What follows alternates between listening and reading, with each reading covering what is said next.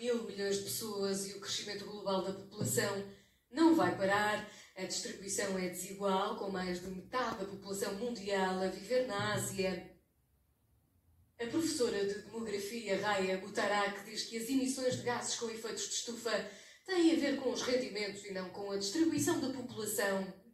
Adianta ainda que os primeiros 10% em termos de riqueza líquida são, na realidade, responsáveis por cerca de 50% das emissões de gases com efeitos de estufa e representam apenas 770 milhões de pessoas em todo o mundo, enquanto que os últimos 50%, que representam aproximadamente 4 mil milhões de pessoas no mundo, só emitem 12%.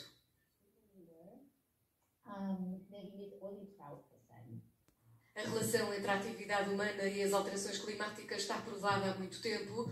O impacto ambiental do crescimento populacional vai depender de quantos somos. As estimativas variam desde um pico populacional de aproximadamente 9 mil milhões até mais de 12 mil milhões, por volta de 2100.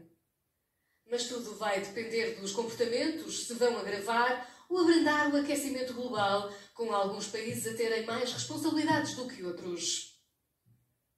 A professora diz ainda que a humanidade precisa de melhorar no que diz respeito à igualdade de acesso aos recursos.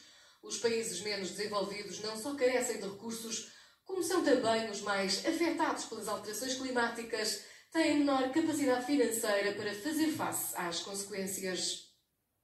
O painel intergovernamental para as alterações climáticas prevê que cerca de 3% da população mundial seja deslocada até 2050 e estas migrações forçadas em grande escala poderão comprometer grandemente os esforços de desenvolvimento. E isto mesmo que seja respeitado o limite estabelecido pelo Acordo de Paris, abaixo de 2 graus Celsius na temperatura média global. Os cientistas deixam o alerta que os cenários extremos a nível de temperatura não devem ser excluídos. 8 mil milhões de pessoas.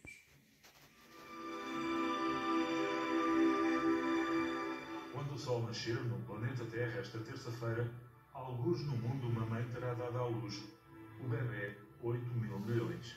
Nunca a população mundial foi tão numerosa, mas o mundo não está cheio e a população vai ainda crescer mais, garantem os demógrafos. Nós vamos continuar a crescer à escala mundial. E, portanto, nós não atingimos o limiar.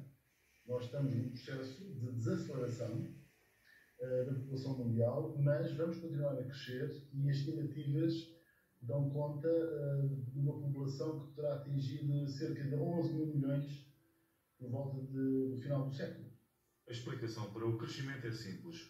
Maior esperança de vida, mais saúde e alimentação que se juntam em vários países a taxas de fertilidade elevadas. Em termos absolutos, a Índia, mas também a China, são ainda quem mais alimenta o crescimento da população. Mas há outros. Sim, os países subsaarianos, na generalidade, em quase toda a África, tem havido um crescimento muito forte.